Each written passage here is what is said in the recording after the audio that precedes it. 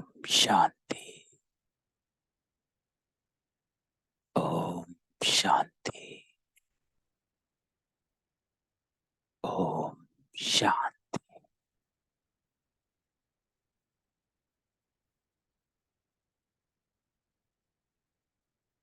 अमृत वेला।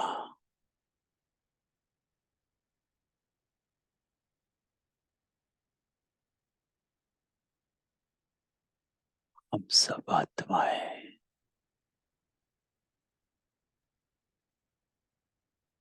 अपने सत्य स्वरूप में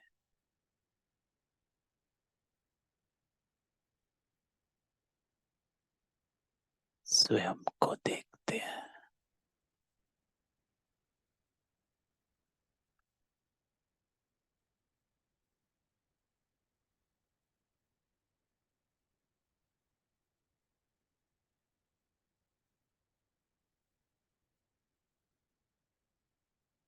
बाबा मिलन का अनुभव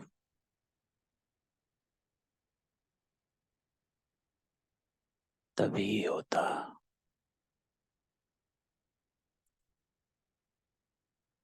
जब हम जहां भी बैठे ऐसा अनुभव करें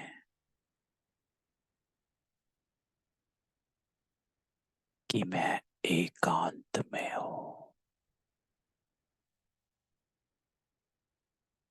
एक के अंत में। मैं बिंदु आत्मा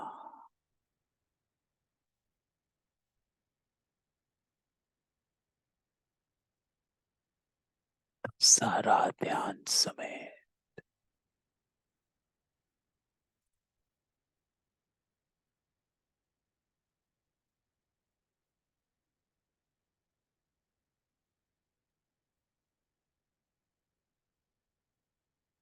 अंतर्मुखी हो।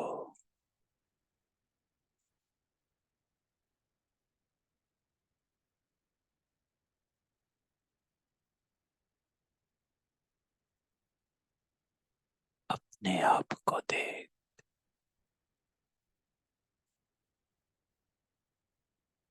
इस देह से न्यारा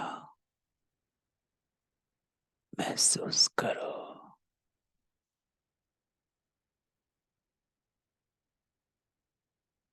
मस्तक के बीच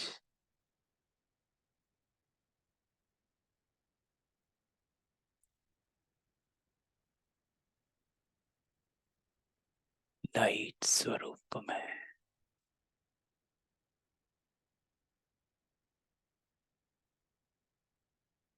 मैं आत्मा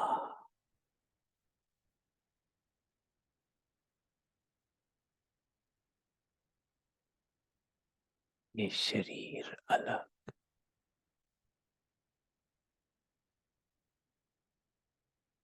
मैं आत्मा अलग।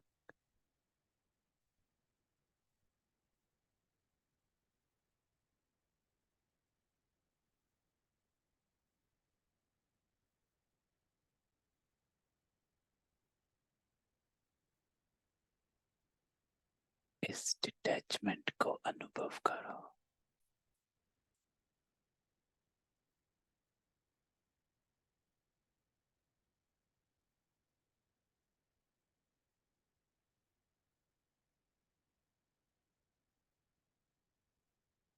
मैं आत्मा लाइट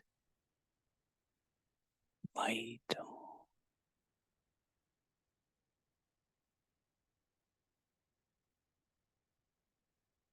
देह में होते भी देह से अलग अपने को आत्मा देखो।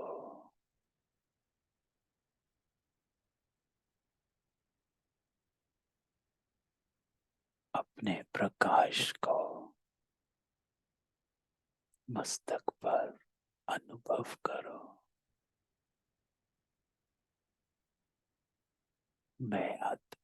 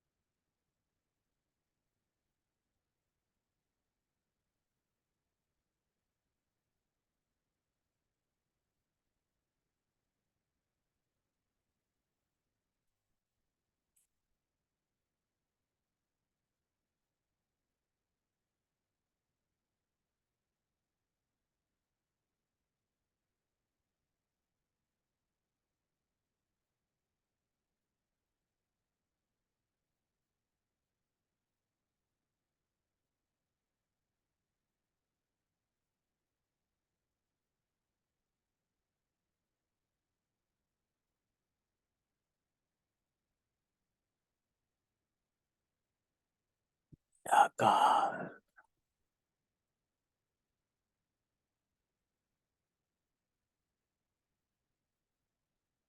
अपने आप को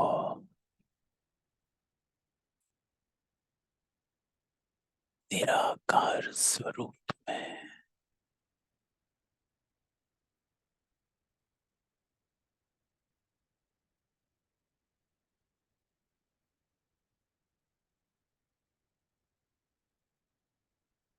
अपने गुणों के साथ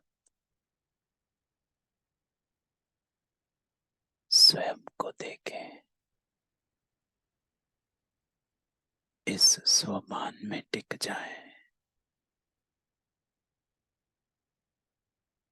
मैं सच्चा सत्य स्वरूप हूं।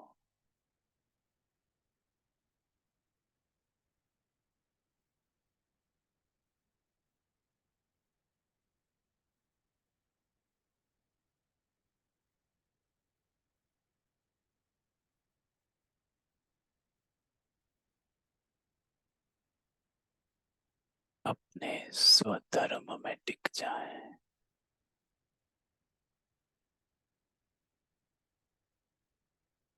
साइलेंस।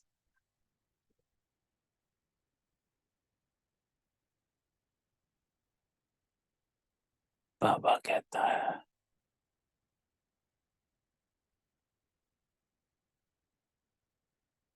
जब आत्माएं अशरीरी हो जाती हैं तो वो साइलेंस में चली जाती है।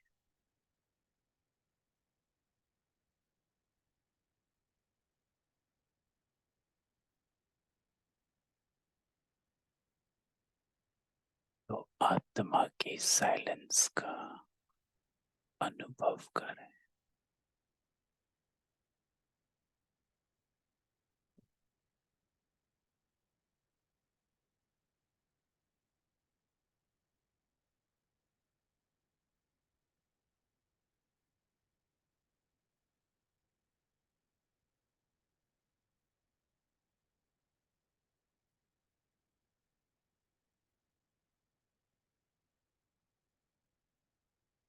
मन शांत,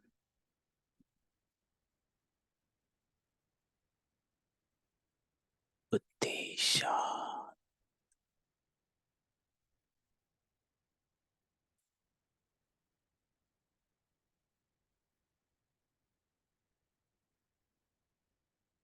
भावनाएं शुभ, वृत्ति कल्याण की।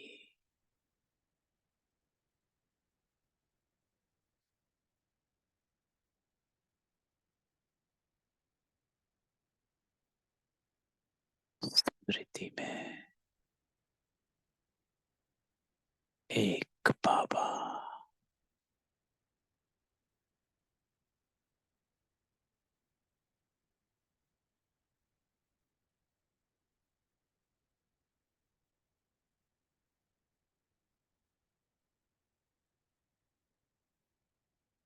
इसी को रूहानी यात्रा कहते हैं।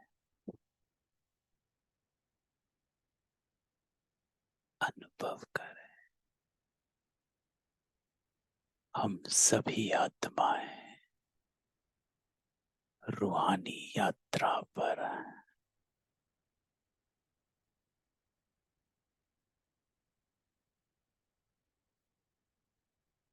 अपने ही अंदर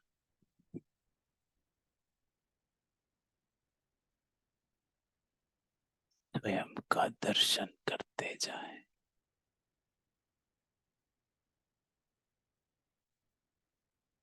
सत्य स्वरूप का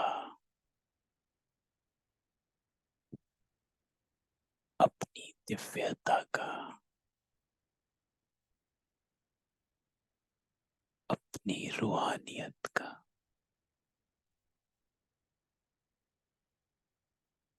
अपने आप को देखें।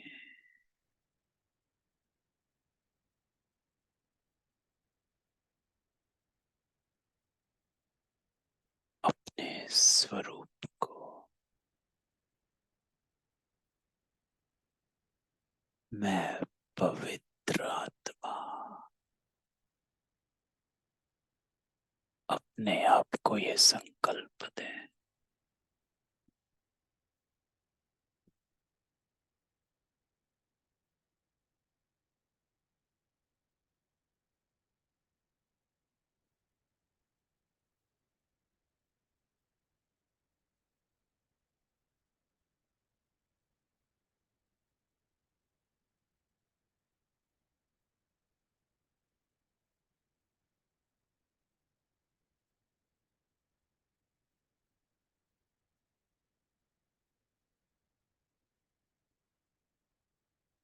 मैं पवित्र आत्मा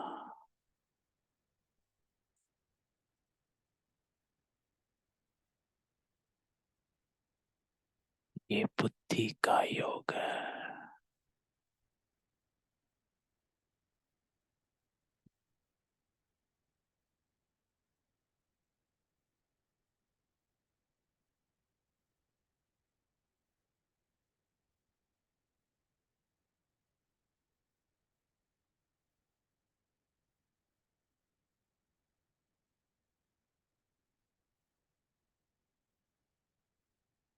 अपने आप को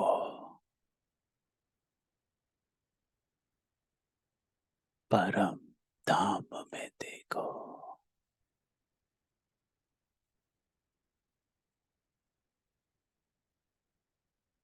जहाँ हम आत्माएं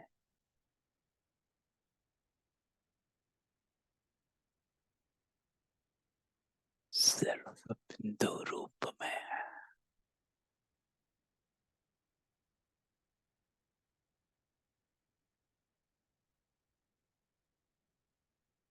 केवल बिंदु।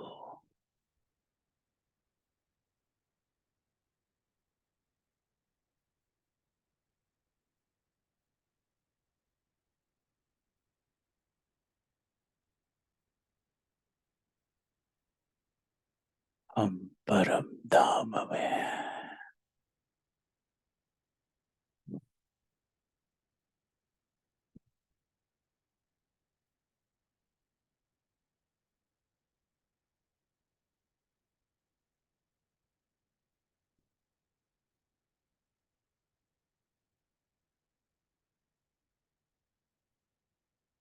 अनादि स्वरूप में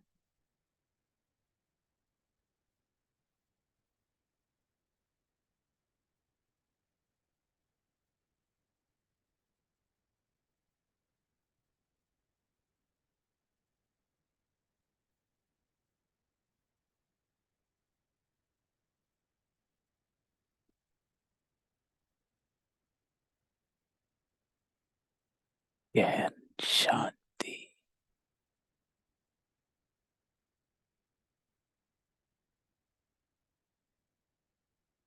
पवित्रता,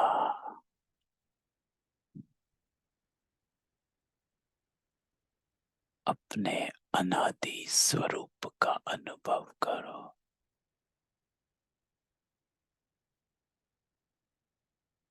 जहाँ हम केवल बिंदु हैं।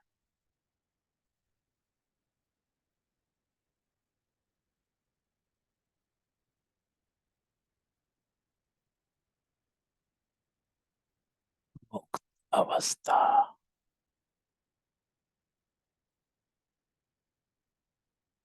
बंधन मुक्त, ना कोई देह है, ना देह के कोई संबंध है।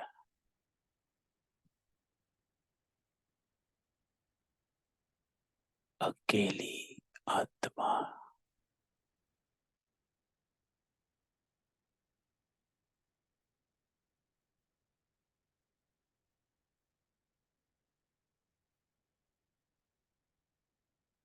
अपने निज गुणों के साथ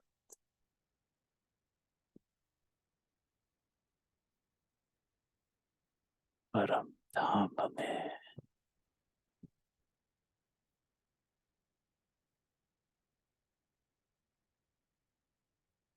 स्वयं बाबा के साथ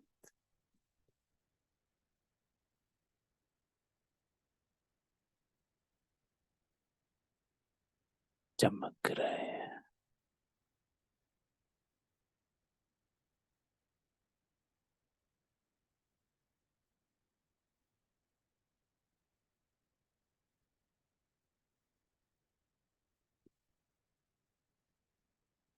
पहुंच गए परम धाम।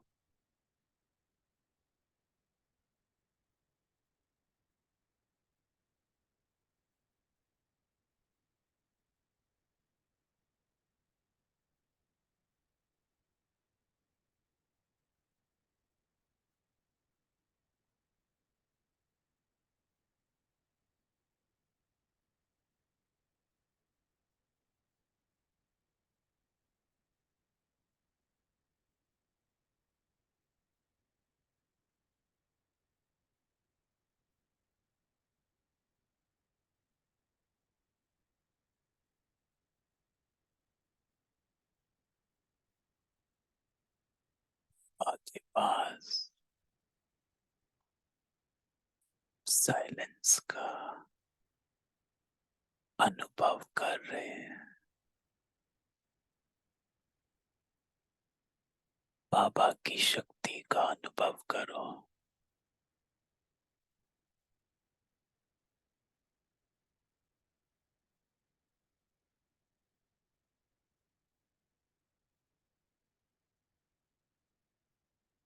करंट का अनुभव कर।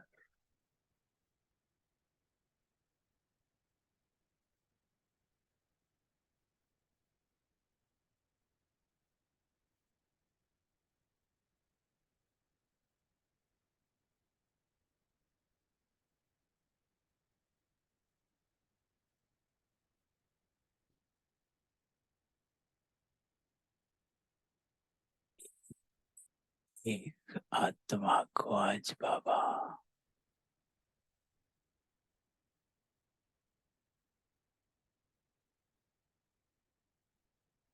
निज गुणों में दिख रहा है।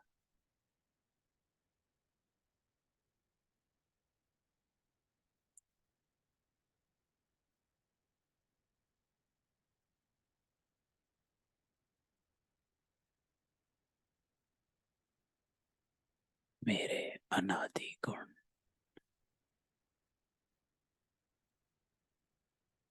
गुणों के सागर से मिल रहे हैं।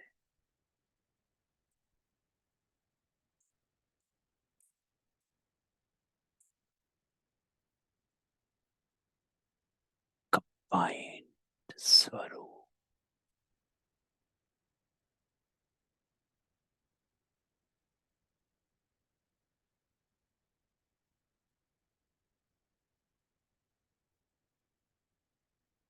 अपने को बाबा के साथ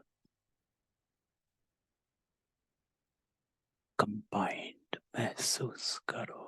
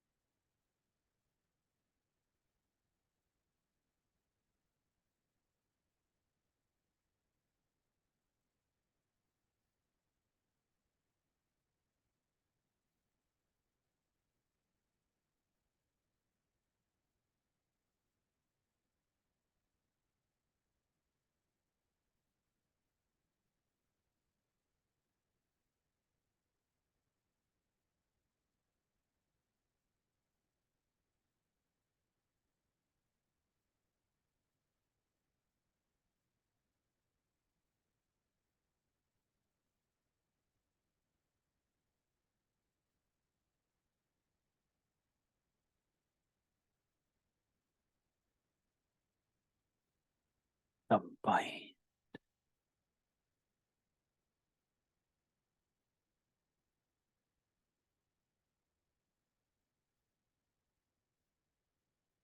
बाबा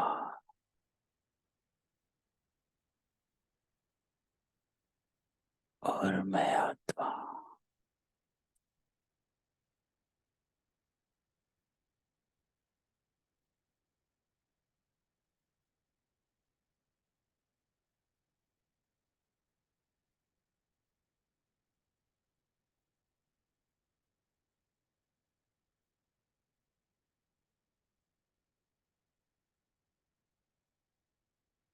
इस रूप में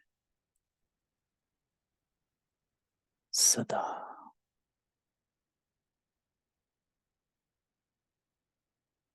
बाबा की छत्र छाया के अंदर अनुभव करते हो।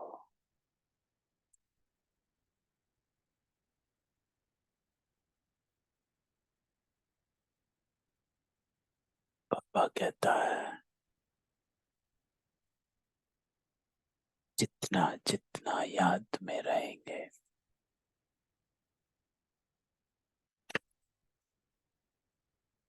उतना अनुभव करेंगे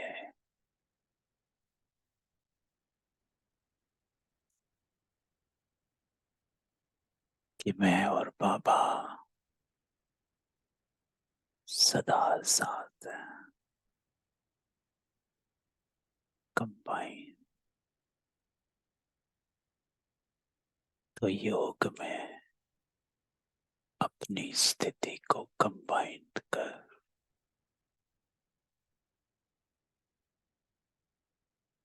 जो बाबा की दृष्टि सो मेरी कंबाइन।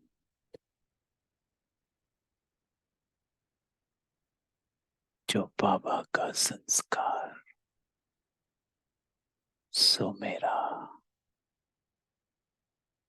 कंबाइन।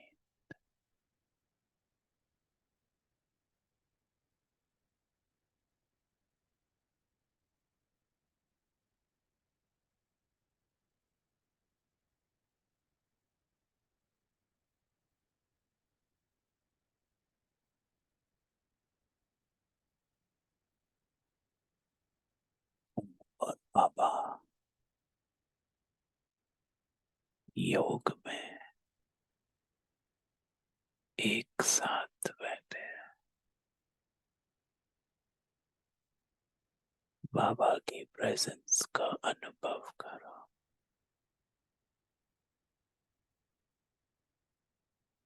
इस टचिंग का अनुभव कर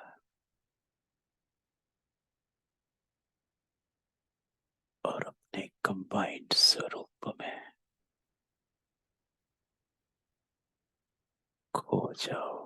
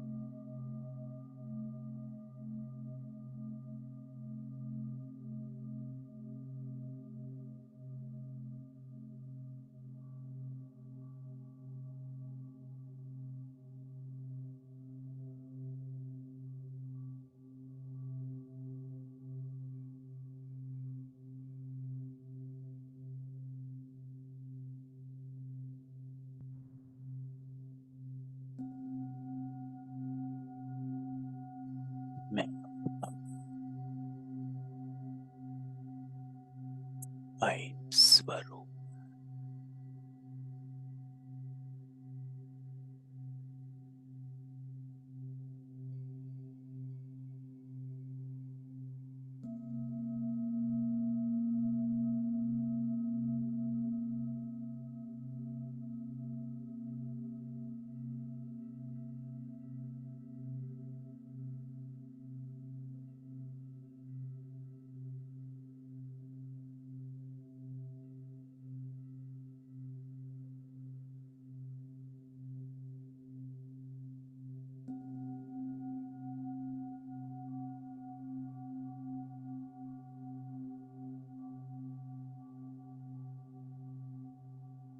अपने को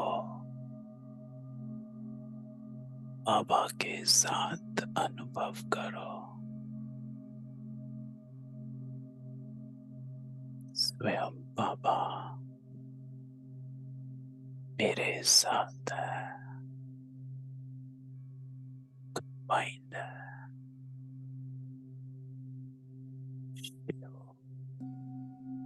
शक्ति कंबाइंड।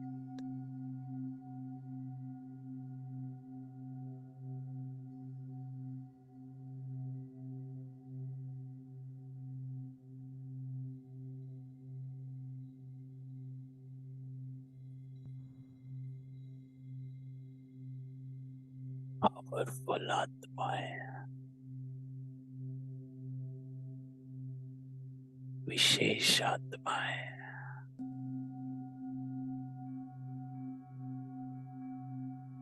हर कल्प में आने वाली आत्माएं सिर्फ आप ही आते हो।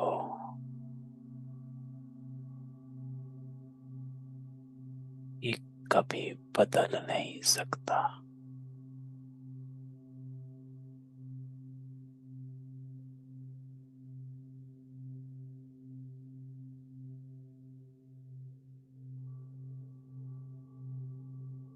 बाबा कहता है आप आत्माएं ऊंचते ऊंचो और सिर्फ आप ही हो।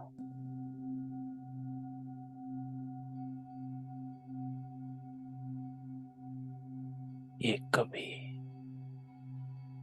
बदल नहीं सकता।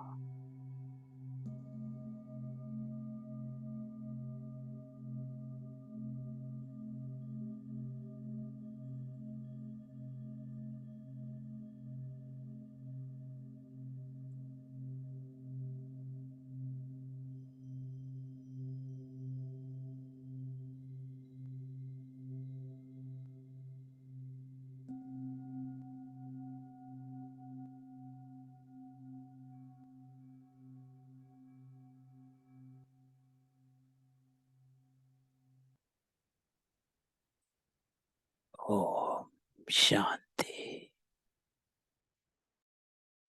ओम शांति।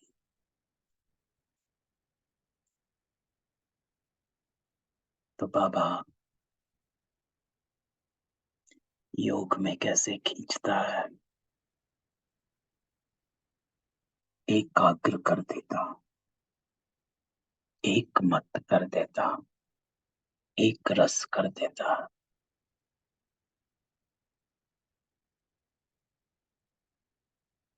बाबा कहता है कि सदा बाबा की स्मृति में रहना,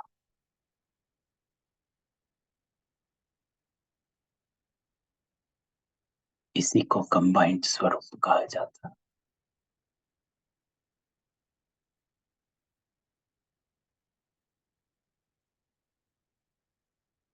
कि जितना बाबा की याद में रहें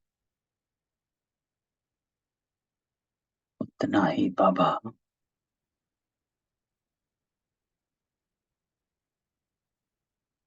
का साथ अनुभव करें।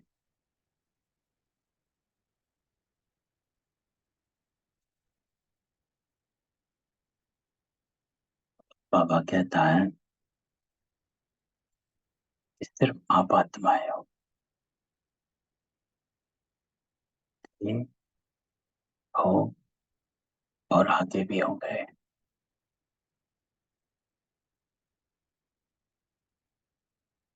तो इसीलिए बाबा कहता है, इस निश्चय से अपने को चलाओ। ये पहला निश्चय पक्का होना चाहिए कि मैं ही हूं।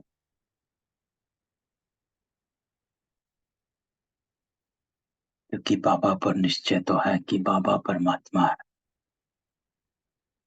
लेकिन ये निश्चय कि मैं कौन हूं वो इम्पोर्टेंट है, उसको भूल जाते हैं और साधारणता में निकल जाते हैं।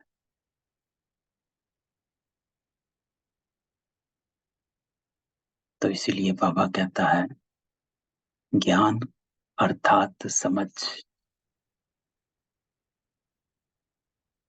समझ अर्थात कभी धोखा नहीं खाना।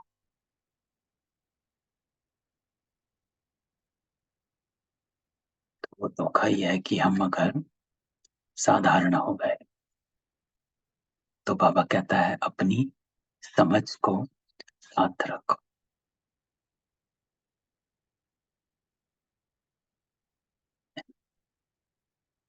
तो चलते हैं बाबा के 1969 के महावाक्य हैं। लास्ट मुरली है इस वर्ष की, अव्यक्त पहला वर्ष बाबा का। तो अब तक हमने पढ़ा अमानत का कनेक्शन रूहानियत से। जो बाबा कहता है कि आपके कर्मों में, बोल में, संकल्प में रूहानियत क्यों नहीं आती है? क्योंकि अमानत नहीं समझते हैं। जब अमानत समझेंगे तो अनासक्त रहेंगे, अनासक्त रहेंगे तो रूहानियत आएगी। तो बाबा ने इन तीन चीजों में कनेक्शन किया है ना, जो हमने पिछली बार पढ़ा था कि अनासक्त होने से ही रूहानियत आती।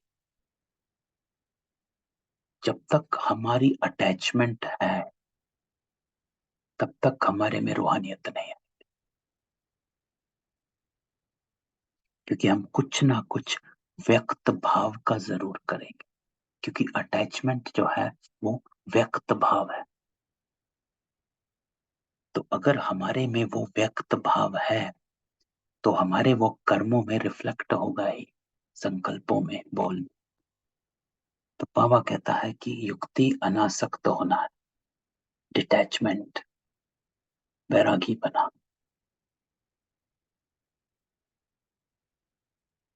है ना। तो ये बाबा ने पिछले हमको सिखाया कि क्या करना है। आगे बाबा हमको कहता है कि संगम युग की संपूर्ण स्टेज की पिक्चर ये है। कि बाबा कहता है ये संगम युग है और इसकी संपूर्ण स्टेज पर फरिश्ते आते हैं। संगम युग की स्टेज पर ब्राह्मण सौ फरिश्ता, कि जब संगम युग की संपूर्ण स्टेज होती है, उस स्टेज पर साधारण मनुष्य नहीं आते, उस स्टेज पर फरिश्ते आते हैं। तो बाबा कहता है संगम युग की संपूर्ण स्टेज की पिक्चर्स क्या है? फरिश्ते। फरिश्तों में क्या विशेषता होती? तो अब बाबा फरिश्ते पे आया। ऊपर बाबा ने हमें अनासक्त किया कि बच्चे डिटैच हो जाओ, और डिटैच होने के लिए बाबा ने युक्ति बताई, अमानत, अमानत समझो। सवेरे उठते ही अपने आप को, हमने पिछली बार डिस्कस किया था, एक संकल्प उठते ही अपने आप को दो कि ये बच्चे शिव बाबा की अमानत है, ये पति, ये पत्नी शिव बाबा की अमानत, मैं इनकी सेवा के निमित्त हूं। बाबा कहता है इस भाव से आप अनासक्त रहेंगे। तो बाबा कहता है फरिश्ते बनना है तो क्या होता है, एक तो बिल्कुल हल्कापन होता है। हल्कापन होने के कारण जैसी भी परिस्थिति हो वैसे अपनी स्थिति बना सकेंगे। और जो भारी होते हैं वो कैसी भी परिस्थिति में अपने को सेट नहीं कर सकते। हल्कापन,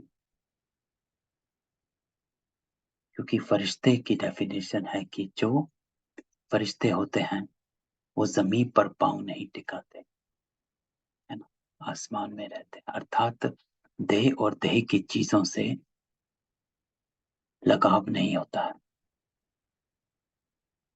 अपना काम किया और उड़ गए।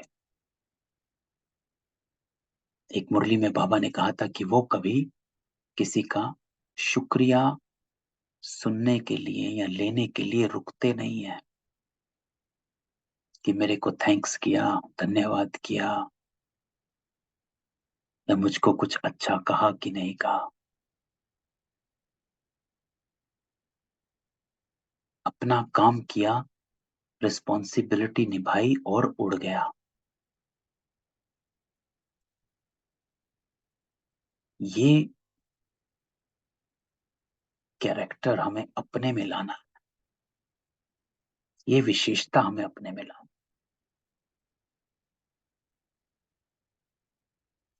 क्योंकि हम कर्म तो करते हैं लेकिन हम उस कर्म में अपने को बांध कर रखते हैं। कैसे कि हम किसी और की एक्नॉलेजमेंट की वेट करते हैं, वो हमें कर्म में बांधता है। कई बार हमने एग्जाम्पल दिया है कि जब हम खाना भी बनाते हैं तो हम वेट करते हैं कोई कहे कि अच्छा बनाया है, वो भी कर्म में बंधना है। कोई हमने काम किया तो हमें लगता है कोई हमारी प्रेस करे कि आपने बहुत अच्छा किया या नहीं किया या जो भी किया, तो हमने अपने को कर्म में बांधा हुआ है।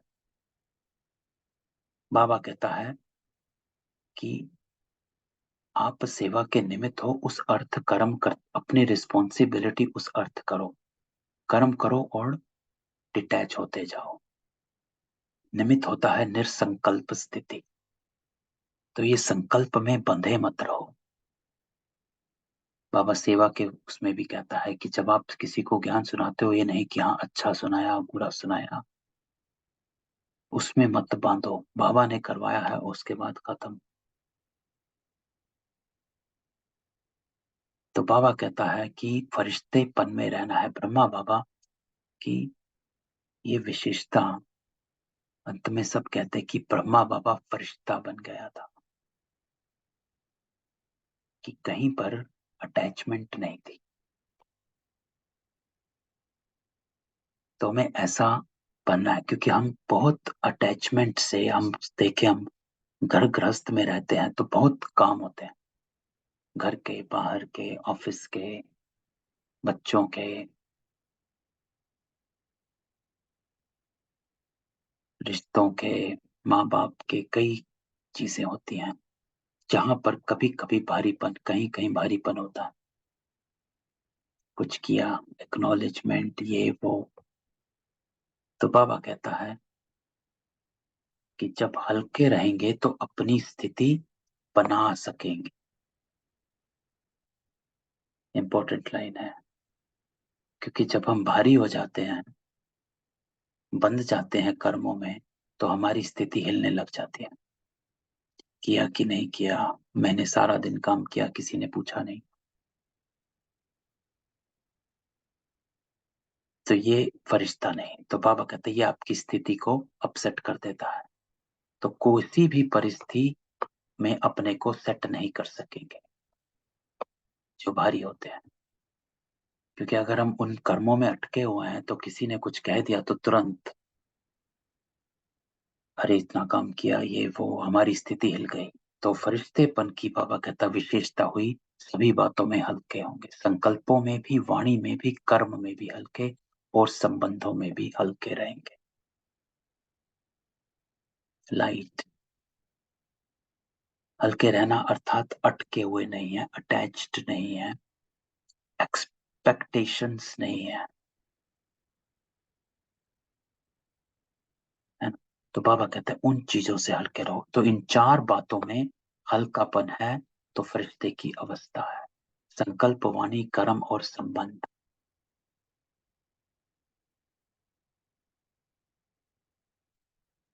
हल्के अर्थात डिटैच्ड। संकल्पों में हल्के, कि कोई संकल्प में हल्के कब? जब किसी भी आत्मा के प्रति संकल्प नहीं चल रहा, उसको कहा जाता है संकल्पों में हल्के रहना। जो संकल्प सिर्फ परमार्थ है, ईश्वर अर्थ है, वो ही हल्के संकल्प है। जो संकल्प किसी भी आत्मा के प्रति, वो हल्के संकल्प। तो संकल्पों में हल्कापन अर्थात मैं डिटैच्ड हूं। वाणी में हल्कापन, कर्मों में भी हल्के, कि कर्म में बंधे नहीं। जो भी हमने डेफिनेशन सुनी कि हम एक्सपेक्टेशंस कर्म से पहले और कर्म के बाद नहीं है।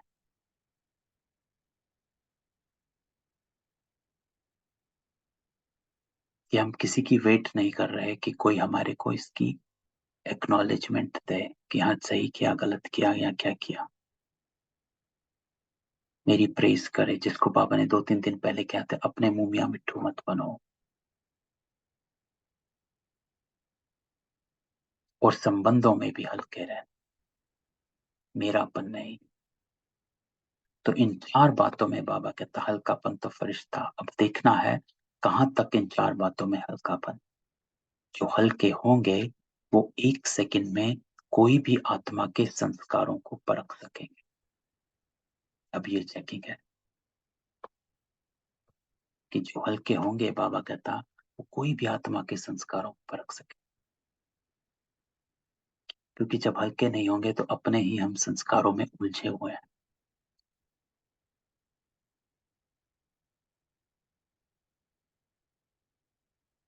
तो संस्कारों को परखना अर्थात हमें परख होगी कि इस आत्मा को क्या चाहिए, और उसको समझकर अपने आप को मोल्ड करना। जो बाबा ने अगली लाइन में कहा, तो जो हल्के होंगे वो 1 सेकंड में कोई भी आत्मा के संस्कारों को परख सकेंगे कि इस आत्मा को अभी क्या चाहिए। और जो भी परिस्थिति सामने आएगी उनको 1 सेकंड में निर्णय कर सकेंगे कि क्या करना चाहिए। ज्ञान सुनाना है, शांत रहना है, मीठा बोलना है, या क्या करना है, निर्णय करना। क्योंकि निर्णय तभी होगा जब बाबा कहता है बुद्धि क्लीन और क्लियर होगी। अगर बुद्धि क्लीन और क्लियर नहीं है तो हम निर्णय नहीं कर पाते। तो हमारा निर्णय क्या होता है, वो देह के रिलेटेड होता है कि किसी ने कुछ कहा, किया, कोई परिस्थिति आई, तो हम उसमें भारीपन में है। बुद्धि क्लीन और क्लियर नहीं है, तो हमारा निर्णय जो है वो, जिसको कल बाबा ने कहा था अनडिवाइन, अनडिवाइन संस्कार। एक है डिवाइन बुद्धि, एक है अनडिवाइन बुद्धि, एक है डिवाइन मत, एक है अनडिवाइन मत। तो वहां चले जाएंगे। तो ये है फरिश्तेपन की परख। तो हम हल्के हुए कि नहीं हुए, तो बाबा कहता उसकी परख है कि आप निर्णय से ही कर सके। निर्णय से ही कर सके अर्थात अपने निज संस्कारों को, दैवी संस्कारों को इमर्ज कर कर्म में ला सके। उसको कहा जाता है सही निर्णय कर, कि हमने अपना कोई ना कोई दैवी गुण यूज किया, इम्प्लीमेंट किया, कर्म में लाए।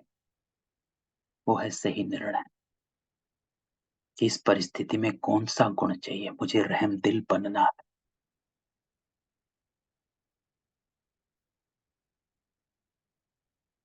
तब भी आएगा जब आप डिटैच रहेंगे। अगर हम परिस्थिति में उलझ गए तो हम रहमदिल बन नहीं सकते। तो डिटैचमेंट रहेगी तब हम रहमदिल बनेंगे। जो बाबा कहते हैं हल्कापन रहेगा तो ही निर्णय सही होगा। अगर आप उलझ गए तो नहीं होगा। तो बाबा कहता है जब ये सभी गुण हर कर्म में प्रत्यक्ष दिखाई दें तो समझना अब संपूर्ण स्टेज नजदीक है। तो ये थर्मोमीटर है बाबा का, कि जब हम ऐसी हमारी चलन हो जाएगी ग्रस्त में रहते हुए, तो बाबा कहता है तो समझना संपूर्ण स्टेज नजदीक है कि हम एकदम लाइट रह रहे, हल्के रह रहे, कि कोई भी चीज हमें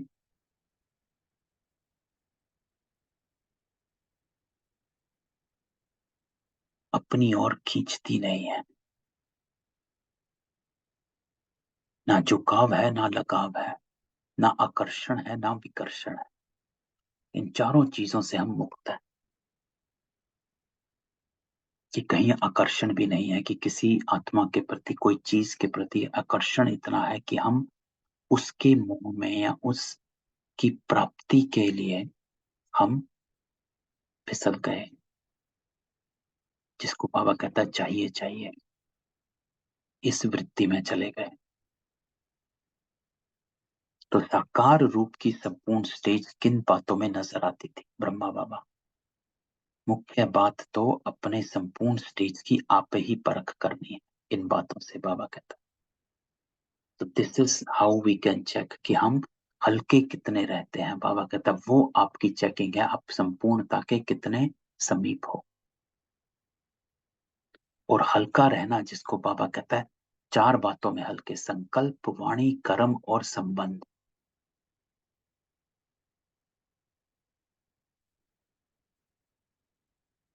है ना, कि सिर्फ कर्मों में मैं एकदम लाइट हूं, कि हाँ मैं कर्म कर रही हूँ लेकिन मैं कर्म का बोझ नहीं महसूस कर रही। वाणी में भी मैं एकदम लाइट हूँ, कि वाणी भी मैं किसी से ज्यादा कम, जो बाबा ने संडे को कहा था, मधुर बोलती हूँ, मीठा बोलती हूँ, कम बोलती हूँ। लेकिन बाकी दो चेक करो, बाबा कहता संकल्प और संबंध।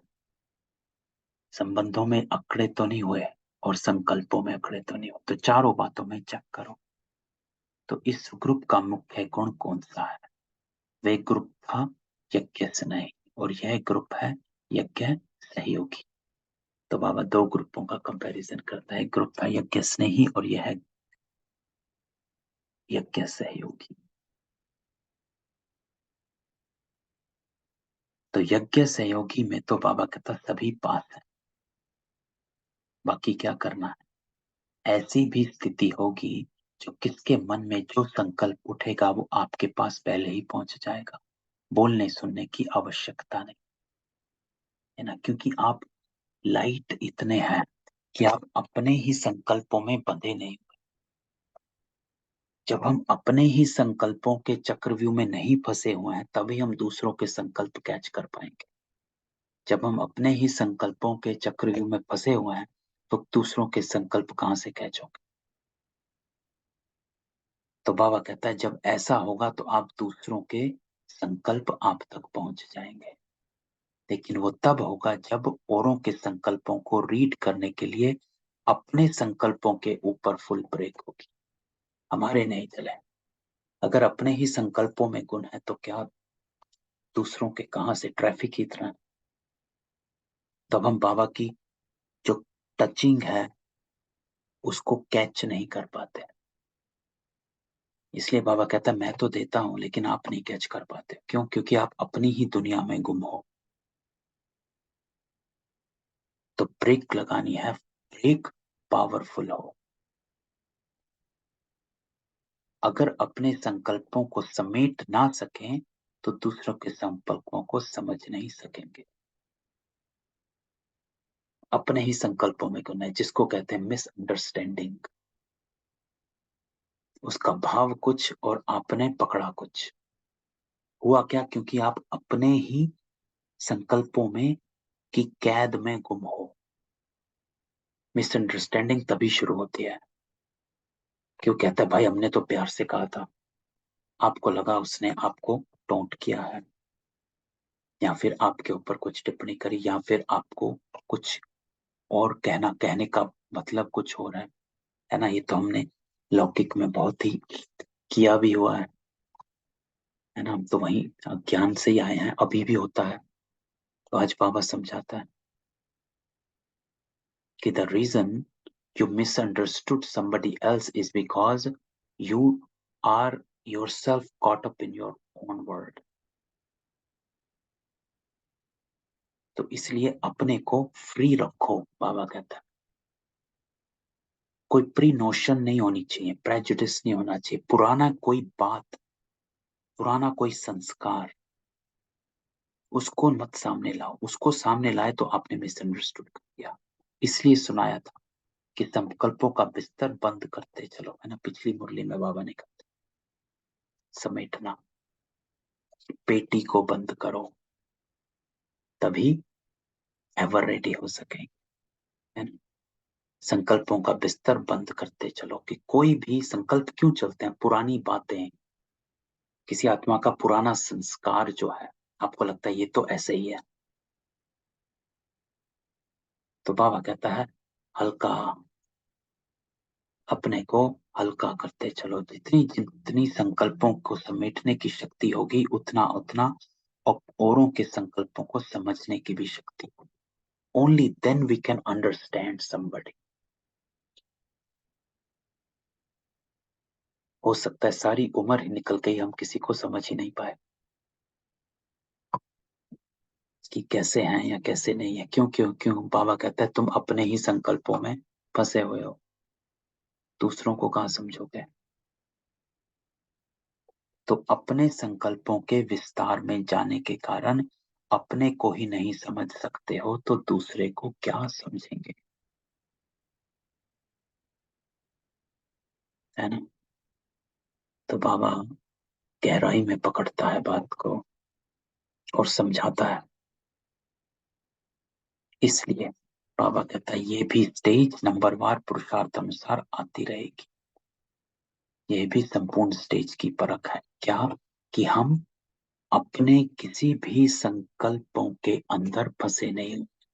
कोई भी पुराना, किसी भी आत्मा की आदत है, संस्कार है, कोई बात है, सबको बाबा कहता है हल्का करो। कहाँ तक संपूर्ण स्टेज के नजदीक आए हैं, उनकी परख इन बातों से अपने आप ही करनी है।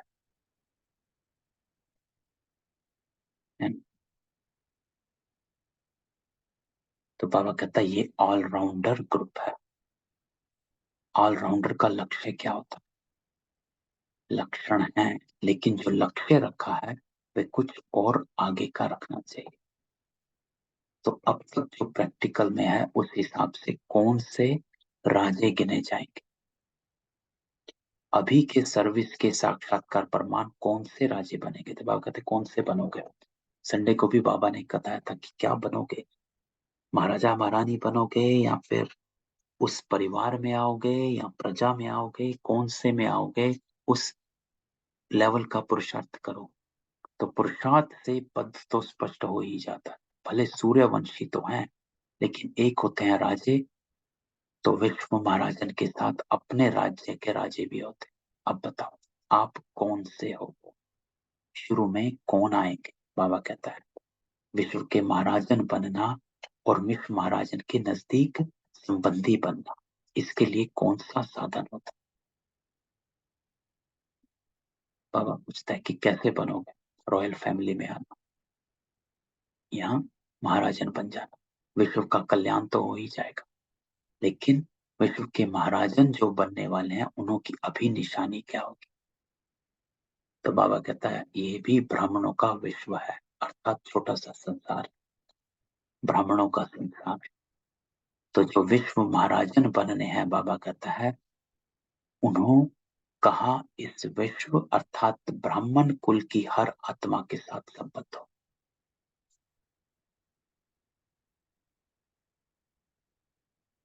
हर आत्मा के साथ संबद्ध। जो यहाँ इस छोटे से परिवार सर्व के संबंध में आएंगे, वो वहां विश्व के महाराजन बने। अब बताओ, बाबा कहता कौन से राजे बनेंगे? एक होते हैं जो स्वयं तख्त पर बैठेंगे, और एक फिर ऐसे भी हैं जो तख्त नशीन बनने वालों के नजदीक सहयोगी होंगे। तो बाबा कहते हैं कौन है जो नजदीक का बनेगा, और नजदीक बनने के लिए क्या करना है? तो नजदीक सहयोगी भी होना है, तो उसके लिए अब क्या करना? जो पूरा दैवी परिवार है, उन सर्व आत्माओं के किसी ना किसी प्रकार से सहयोगी बनना पड़ेगा। बाबा कहता किसी ना किसी प्रकार से सहयोगी बनो, चाहे मनसा से सहयोगी बनो, चाहे कर्मणा से सहयोगी बनो, चाहे वाचा से सहयोगी। तो एक होता है सारे कुल की सर्विस के निमित्त बनना, और एक होता है सिर्फ निमित्त। लेकिन किसी ना किसी प्रकार से सर्व के सहयोगी बन, ऐसे ही फिर वहां उनके नजदीक के सहयोगी होंगे। तो किसी ना किसी प्रकार से सहयोगी बन, है ना? तो हम सोचते हैं हम दूर दूर बैठे हैं, कैसे सहयोगी बनेंगे सबके? तो बाबा कहता है किसी ना किसी प्रकार। और हम भी सोचे हम तो यहाँ बैठे हैं यूएस में, कहाँ से सहयोगी बने? तो बहुत सारी तरीके हैं। बाबा कहता है मनसा के सहयोगी बन जाओ, है ना? जितना होता है कर्मणा के सहयोगी बन जाओ। तो अब अपने आप को देखो, और आप किसी को वारिस बनाओ, तो आप यूं ही सहयोगी बन जाए। तो अब अपने आप को देखो, विश्व महाराजन बनेंगे ना, नंबर वार विश्व महाराजन कौन से बनते हैं, वो भी दिन प्रतिदिन प्रत्यक्ष देखते जाए। ऐसे नहीं कि अभी नहीं बन सकते, अभी भी जंप दे सकते हैं। मेकअप करने का अभी समय है, लेकिन थोड़ा समय थोड़ा है, मेहनत विशेष करनी पड़ेगी, लेकिन मेकअप बाबा कहता कर सकते हो। तो विश्व के महाराजन के संस्कार क्या होंगे? आज बाप दादा विश्व के महाराजन बनाने की पढ़ाई पढ़ा, उसके संस्कार क्या होंगे? तो अब बाबा बताता है कि हम कैसे बन सकते हैं। तो सुनते हैं, बाबा कहता है जैसे बाप सर्व के स्नेही और सर्व उनके वह तो प्रैक्टिकल में देखा, ऐसे एक एक के अंदर से उनके प्रति स्नेह के फूल बरसेंगे। जब स्नेह के फूल यहाँ बरसेंगे, तब इतने जड़ चित्रों पर भी फूल बरसे। तो यहाँ भी अपने को देखो कि मुझ आत्मा के ऊपर कितने स्नेह के पुष्पों की वर्षा हो रही, वो छिप नहीं सके। तो जो सर्व का स्नेही बाबा कहता है यहाँ पर, वो वहां पर बनेगा। तो जितने स्नेह के पुष्प, उतने द्वापर में पूजा के पुष्प चढ़ेंगे। तो कहाँ कहाँ कोई पुष्प चढ़ाने लिए कभी कभी जाते, और कहाँ तो हर रोज बहुत पुष्पों की वर्षा होती है। ये तो बाबा ने संडे को भी बताया, किसकी पाइप से पूजा होती है, ऐसे छींटा फेंक देते हैं जम्मू के मंदिर में, और किसकी हर कर्म की पूजा होती है। तो डिपेंड करता है कैसा पुरुषार्थ। तो इसका कारण है, बाबा कहता यही लक्ष्य रखो कि सर्व के स्नेह के पुष्प पात्र बने। और स्नेह कैसे मिलेगा? अपना सहयोग देंगे तो सहयोग मिलेगा। तो हर एक आत्मा को बाबा कहता है सहयोग दो, और जितना के यहाँ सहयोगी बनेंगे, उतने के स्नेह के पात्र बनेंगे, और ऐसा ही फिर विश्व के महाराजन बनेंगे। इसलिए लक्ष्य बड़ा रखो, तो सर्व के स्नेही बनो। और संडे को बाबा ने कहा था हर कर्म को नियम अनुसार करो, तब बनेंगे। तो ये थी मुरली, बाकी कल पढ़ते हैं। तो आज बाबा ने हमें फरिश्तेपन के बारे में बताया कि कैसे हम अपने को हल्का रख सकते हैं। दूसरा बाबा ने कहा कि अपने ही संकल्पों में अगर हम कैद रहते हैं, तो दूसरे के संकल्पों को समझ नहीं सकते हैं। तो हमारे निर्णय करने की शक्ति, तो अपने संकल्पों को समेटने का, विस्तार को समेटने की शक्ति का। सबको अनम्यूट करते हैं, किसी का कोई क्वेश्चन हो।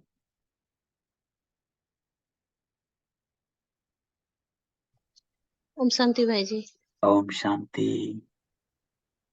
मैं पूछ रही थी कि जब खाना बनाते हैं तो अरे जैसे मान लीजिए कोई वीडियो देख रहे हैं, मतलब जैसे मुरली मंथन या और कुछ, बाबा मतलब सुन रहे हैं, तो वो हम्म होगा या फिर नहीं? कल मतलब की बाबा का ही मुरली कुछ। कल बाबा की मुरली कल की मुरली बाबा ने क्या कहा खाना बनाते हुए भंडारी को कि बाबा की याद में बनाओ, है ना। वो कल की मतलब मुरली ना बाबा ने मतलब वो अगर मान लीजिए किसी का परसों की वीडियो सुन रहे हैं तो समझिए उनसे अटैच है ना, मतलब आपकी परसों उनको की याद कर। हमारी कल की, हाँ, परसों की मुरली में। हाँ हाँ, वो तो इसलिए मैं पूछ रही हूँ, वो क्लियर नहीं था, मुझे लग रहा था कि वो मतलब सुन रहे हैं तो बाबा का ही ज्ञान सुन रहे हैं, तो उससे होगा कि नहीं होगा मतलब। तो बाबा का कहने का भाव देखो क्या है कि बाबा क्या कहता है कि जब आप खाना बनाते हो तो किसकी याद में बनाते हो। अब एक एग्जाम्पल है कि जब हम जिसका हमें याद आती है ना, तो हमारे में वो भाव और भावनाएं पैदा होती हैं। जैसे अगर आपका किसी से झगड़ा हुआ, अगर आपको उस आत्मा की याद आएगी तो वो आपको उस भाव और भावनाएं इमर्ज होंगी, आप चाहो ना चाहो, झगड़े वाली। हाँ, और तो इसीलिए तो देखिए कोई हाँ आत्मा याद नहीं आए तो हाँ जैसे बाबा को कोई कोई मान लीजिए याद, सुन रहे हैं, हाँ नहीं वो तो मतलब जैसे कोई गाना मान लीजिए सुन सकते हैं, या फिर बाबा को कैसे याद करना है, मतलब क्या याद करना है? हाँ, तो यही बाबा को याद करना का अर्थ क्या हुआ, है ना। जैसे हम बाबा को याद करते हैं तो अभी आपका क्वेश्चन ये है कि अगर मैं यूट्यूब पर मुरली सुन रही हूँ, किसी का लेक्चर सुन रही हूँ, है ना, हाँ जी जी जी जी। तो ये बाबा की याद हुई कि नहीं हुई, है ना, ये हाँ आप जी जी जी। हाँ हाँ जी।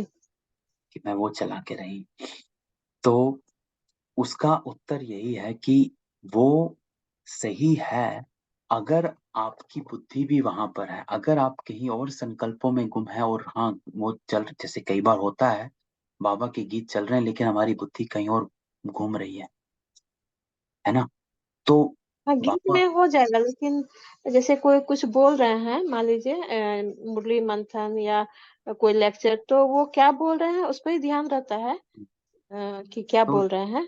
तब तो सही है ना कि हम वहां पर अच्छा अटके, ठीक है। हमारी बुद्धि वहां अटकी हुई है ना। हाँ जी जी, कि यही बाबा यही जानना चाह रहा कहना यही चाहता था, परसों भी बाबा ने जो कहा कि भाई आपकी जो बुद्धि में याद हो तभी भोजन में शक्ति आएगी। सिर्फ ब्रह्म भोजन बना रहे हो, ब्रह्मा भोजन बना रहे हो, उसके सिर्फ कहने से उसमें शक्ति नहीं आती है कि ये ब्रह्मा भोजन आज हमने बनाया, है ना। तो बाबा ने कहा ब्रह्मा भोजन किसकी याद में बनाया, उससे शक्ति आती है कि आप उसको बनाते हुए आपके अंदर क्या वाइब्रेशंस थे, ये अर्थ है उसका। क्योंकि आपके अंदर वाइब्रेशंस जो होंगे वो ही साथ में इसमें जा रहे हैं, और इसलिए बाबा कहते हैं मेरे से कनेक्टेड रहोगे तो प्योर वाइब्रेशंस रहेंगे। दुनिया से या पदार्थ से कनेक्ट रहोगे तो वैसे वाइब्रेशंस आएंगे।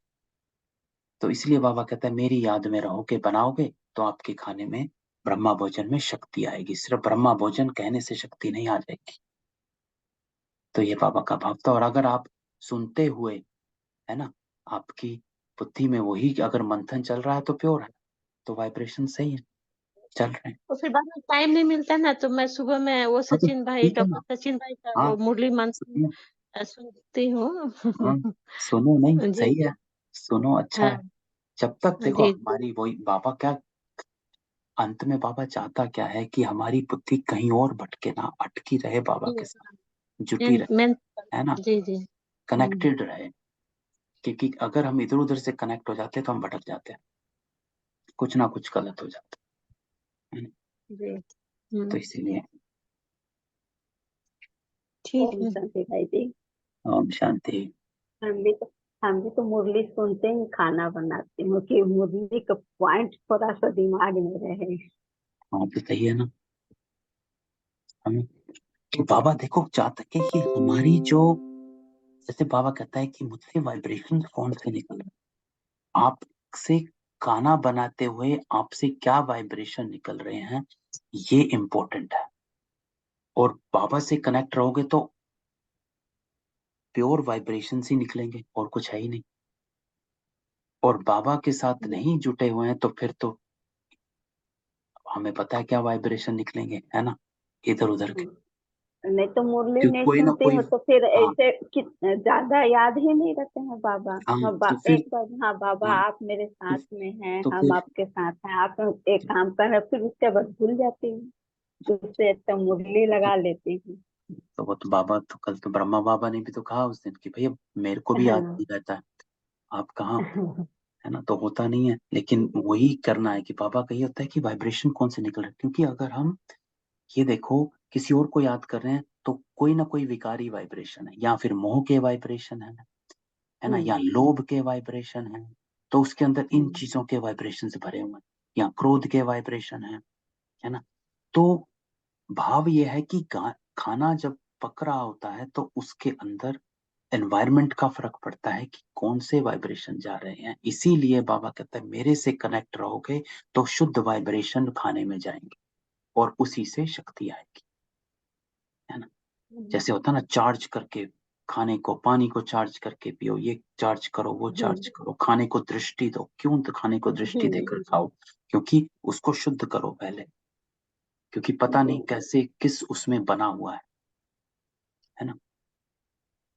तो ये वाइब्रेशंस का बड़ा आ, खेल है इसमें। तो इसीलिए बाबा यही कहता है कि भाई आप जब बना रहे हो तो अपने जो वाइब्रेशंस हैं उनको शुद्ध रखो, और वो तभी होंगे जब बाबा से कनेक्टेड रहेंगे। बस ये बाबा का है ना? तो ये हमारी प्रैक्टिस है कि इसको करना। जी। चलो, ठीक है। ओम शांति भाई तब जी। ओम ओम शांति। शांति भाई जी। ओम ओम शांति। शांति भाई।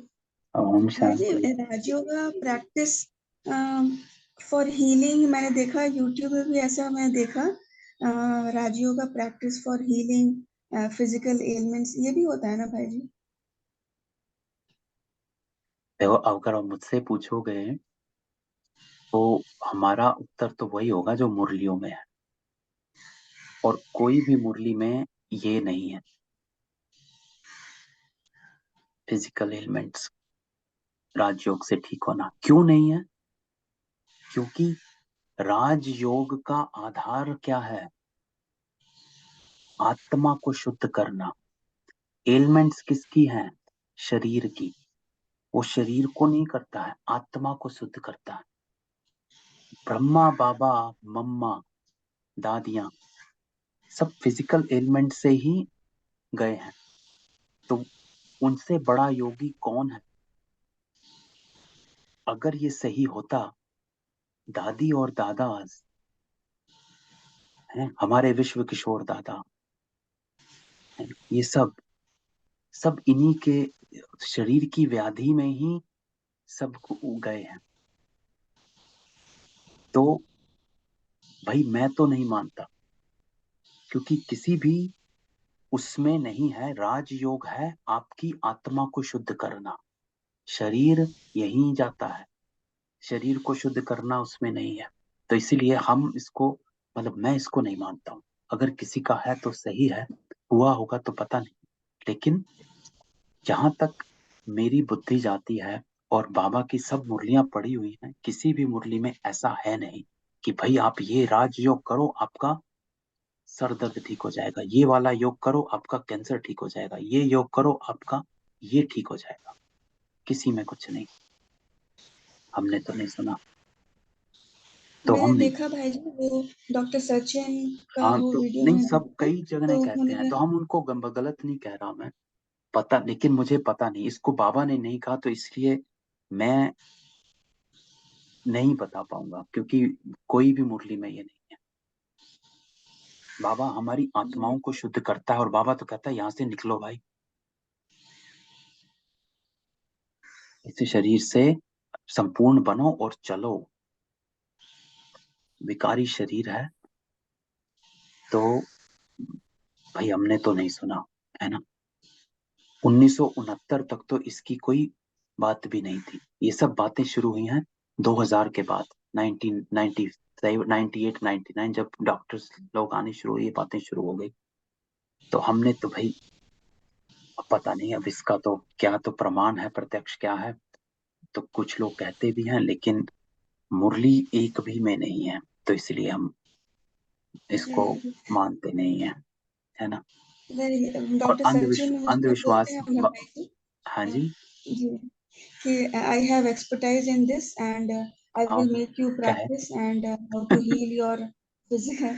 सो भाई। आई थिंक हाँ भाई जी। जी this is connected with you know consciousness. Like होता है ना कि हम अगर वो गहन अगर राजयोग प्रैक्टिस में हैं और अगर हम बाबा की याद में हैं, तो हमें वो फिजिकली अगर हम थोड़ा बहुत अस्वस्थ भी है तो हमें वो फील नहीं होता है। I think this is the truth. वो डिफरेंट है, हाँ दैट इज डिफरेंट, वो तो डॉक्टर होता ही है डॉक्टर ना। सचिन भाई जी तो खाना के लिए भी मना कर देते हैं कि अन्न नहीं खाना है। हाँ वो तो फिर बिल्कुल ही एक्सट्रीम जाते हैं। वो तो कहते हैं कि हाँ।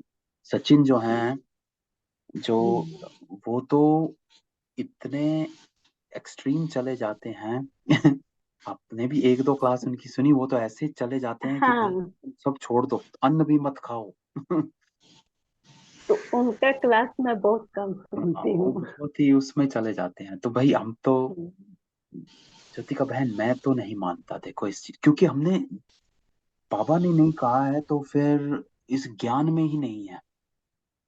अगर इस ज्ञान में नहीं है तो पता नहीं, है ना, कि उसको हम कितना। और है ना भाई जी, डॉक्टर सचिन सिर्फ नहीं, सूरज भाई ने भी बोला है ये। अरे भाई हम क्या कहते, हम बाबा ने नहीं कहा है तो भाई अब चाहे कोई कहे, है ना। जी इट, और ये नहीं कह रहे कि नहीं, लेकिन ये जरूर है कि जब आप राजयोग में हैं तो आपको शरीर की व्याधि का असर नहीं होता है। और जी, ये तो यही सभी मैं का बोल हुआ रही हूँ। है ना। चाहे बाबा को ले लो, चाहे दादियों को ले लो, किसी को शरीर की व्याधि का कोई असर नहीं था, सबको, लेकिन असर किसी को नहीं था। अगर सेम बीमारी कोई लौकिक आत्मा में है तो वो तो जी जी कहाँ से कहाँ पहुंच जाएगी। तो ये क्योंकि आत्मा अंदर से पावरफुल हो रही जी है ना। तो your soul has the power to accept and defend everything, कि हाँ उसको हम फाइट कर सकते हैं, राइट। लेकिन वो ये नहीं है कि आपका शरीर की व्याधि ठीक हो जाएगी, लेकिन आप में, आत्मा में इतनी शक्ति है कि व्याधि होते हुए भी आपको व्याधि नहीं लग रही है। जी। ये है, ये जरूर है, ये तो है ही, क्योंकि तो हम क्योंकि attached एक्चुअली भाई जी होता यह है कि सफरिंग तो एक्चुअली मन में होता है ना, मन में होता है इसीलिए ना, मुझे लगा। अटैचमेंट होती है ना, हाँ तो उसमें होता है। लेकिन ये कहें कि वो बिल्कुल, कि आपकी व्याधियां ठीक हो रही हैं, तो वो उसमें हमें थोड़ा सा मुश्किल लगता है। क्योंकि ये तो बाबा ने कहा, ये तो सबका ही अनुभव है, हमारा भी अनुभव, डिटैचमेंट होना, कि हम, कि हमें शरीर का कुछ भी हो, हम बैठ जाते हैं तो फिर हमें फर्क ही नहीं पड़ता, चलते रहो, है नहीं। जी भाई जी। ठीक है, चलो, ओम शांति। ओम ओम शांति। ओम शांति भाई जी। शांति भाई जी। ओम शांति।